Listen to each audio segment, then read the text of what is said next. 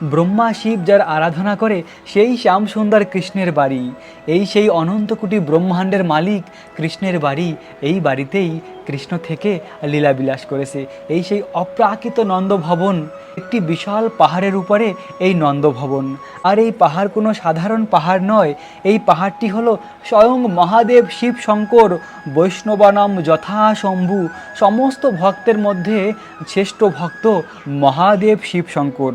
আর মহাদেব শিব শঙ্কর নিজেকে একটি পাহাড় রূপে বানিয়েছে। আর ওই পাহাড়টি হলো নন্দীশ্বর পাহাড়। আর এই নন্দীশ্বর পাহাড়ের উপরে শ্যামসুন্দর কৃষ্ণের এই বাড়ি। দেখুন, এই সেই 5000 বছর পুরানো শ্যামসুন্দর কৃষ্ণের বাড়ি। এই বাড়িতেই নন্দ মহারাজ ছিলেন, এই বাড়িতে যশোদা মা ছিলেন, এই বাড়িতে শ্যামসুন্দর কৃষ্ণ লীলা করেছেন। যশোদা মা তার কানহাকে খুব ভালোবাসতেন, তাই তো যশোদা মা বাৎসল্য রসে কানহা কৃষ্ণের সেবা করতেন। যশোদা মায়ের অনেক দাস দাসিয়া ছিল। নন্দ মহারাজ ছিল রাজা ব্রজের, নবলক্ষ গাভী ছিল, এছাড়া আরও সেই অনেক গাভীর বাছুর ছিল এবং বিশেষ বিশেষ কিছু গাভী ছিল যশোদা মায়ের। ওই গাভীর দুধ ছিল সুগন্ধিত, আর ওই সুগন্ধিত দুধ দিয়ে মা যশোদা নিজের হাতে তার কানহার জন্য ননি মাখন বানাতো। কানহা কৃষ্ণ ননি মাখন খুব ভালোবাসে, কেননা গোমাতা গাভীর থেকে যা কিছু হয় তা সব কিছু পবিত্র হয়। গাভীর দুধ দিয়ে ঘি মাখন বানানো হয়, এই সব কিছু অতি পবিত্র।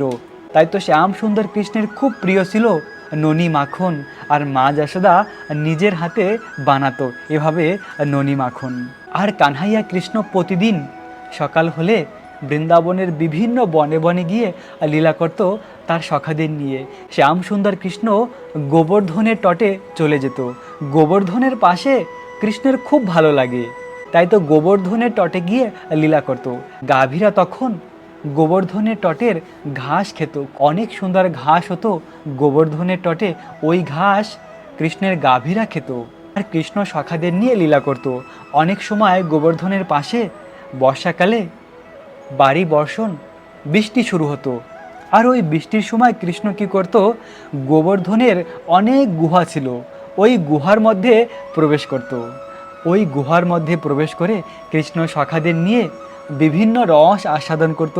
কৃষ্ণ গোবর্ধনের পাশে অনেক ফলের গাছ ছিল, যেমন আম গাছ, জাম গাছ, খেজুর গাছ, এরকম বিভিন্ন গাছের মিষ্টি ফল আস্বাদন করত সখাদের নিয়ে ওই বৃষ্টির সময়।